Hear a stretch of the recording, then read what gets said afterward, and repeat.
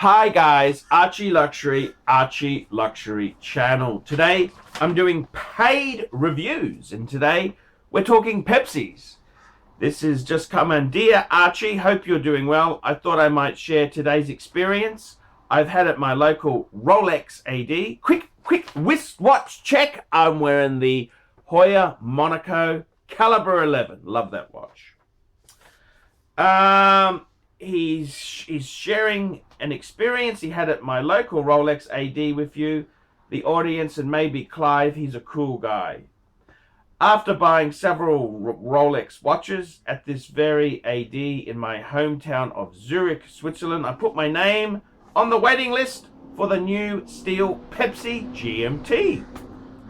They indeed let me write my name down on the list, but only if I would sign an agreement which states I wouldn't be allowed to resell the watch after I bought it.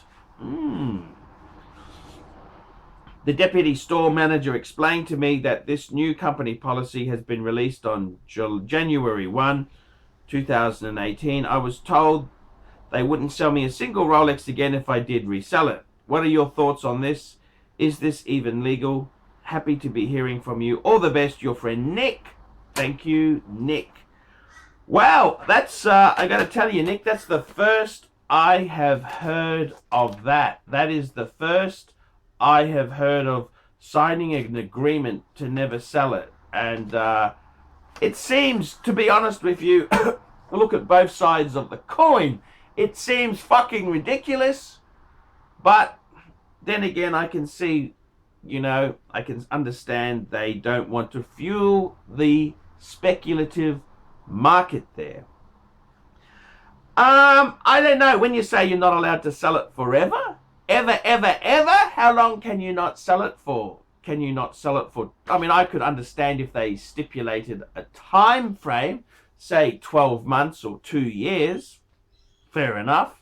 But to say you could never sell it ever, I mean, let's be honest there. Marriages don't last more than 7 years usually, okay? And they want you to commit to a watch for life? I don't fucking believe it. It's interesting. I haven't heard of that myself. What I have heard of, I've got a few fans in the United Kingdom. And they've told me that in the United Kingdom, if you buy one of these hot watches, like the new Sea Dweller, the Panda, or any Daytona, Steel Daytona, the Hulk, the Batman, what'll happen is they'll sell you the watch, but they will hold onto the papers, that's the credit card, for 12 months. They'll hold onto it for 12 months, and then they'll give you that's basically the papers. How legal is it for them to do that? Oh, good question. How legal? I'm not 100% sure if they. Well, I suppose they can do whatever they like in the UK. I mean, I'm not a UK lawyer. I think every country would have different stipulations. And that's what I've heard. So after 12 months, they'll then give you your papers to try and quell that reseller market.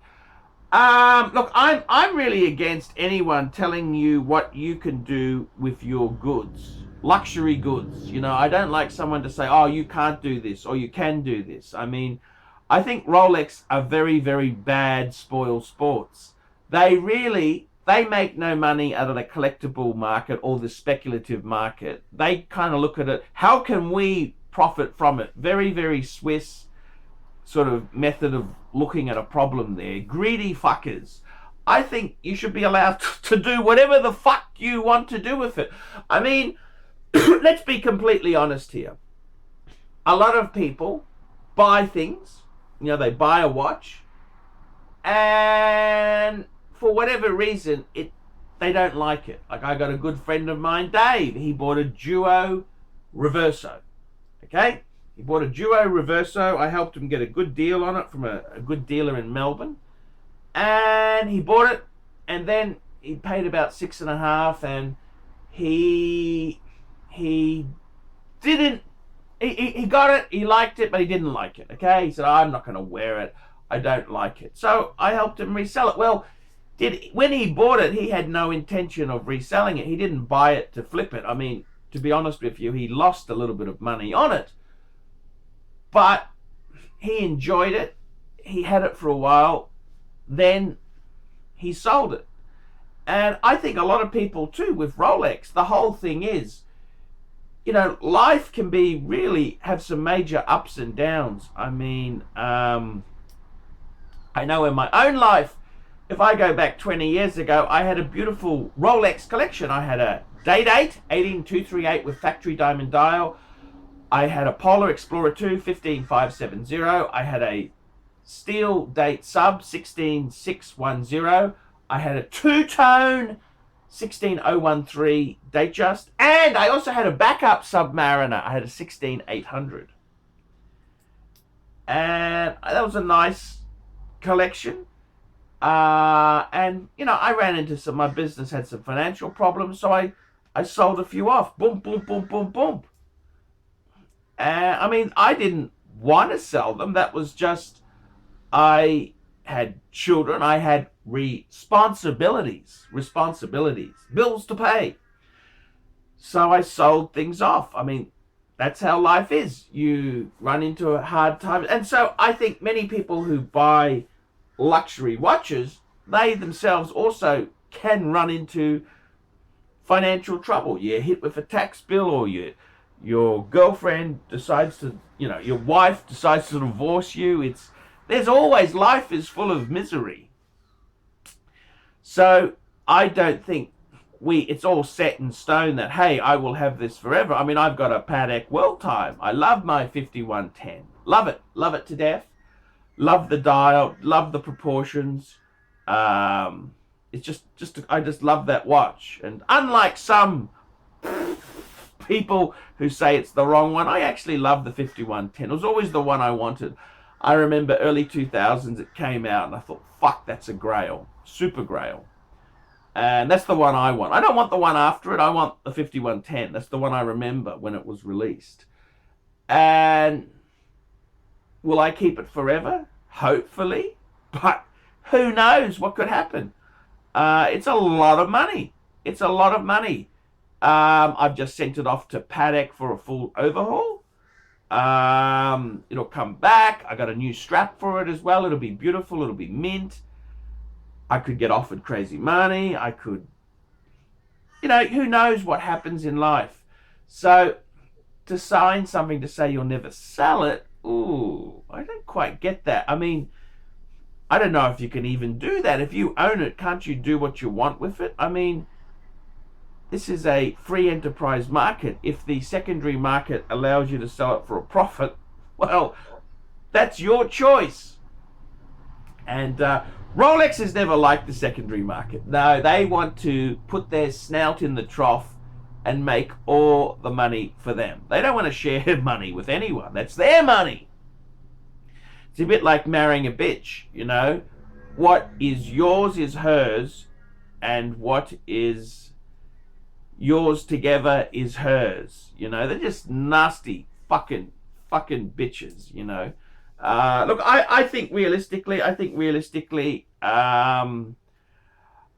there might be a timeline. They might say you can't sell it for 2 years, something like that. That's, yeah, I can understand, maybe, yeah. Ferrari does a similar thing with some of the Ferraris there. They see, they're not concerned about you, they're concerned about them. They're concerned that this is an artificial bubble and it'll go bang, and who's left holding the can?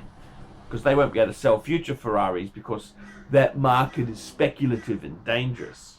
So they're not interested in you. Don't ever think they care about you. They don't give a fuck about you. But as far as a Rolex go, I think a Pepsi, if you can put your name down for a steel Pepsi, go for it. A friend of mine in Australia tried to put his name down for a Tudor Pepsi, and he tried to pay for it in advance. They wouldn't let him pay for it in advance. Absolutely crazy.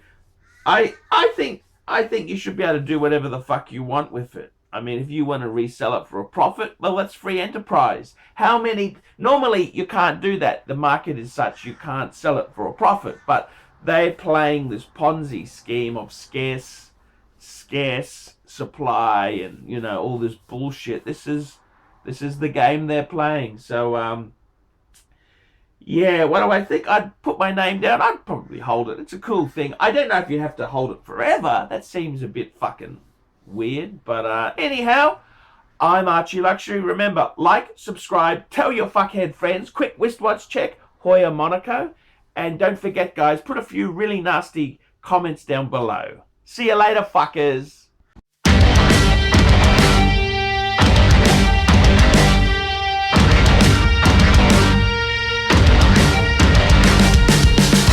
Take my eyes on me, my thoughts on me just grow and grow.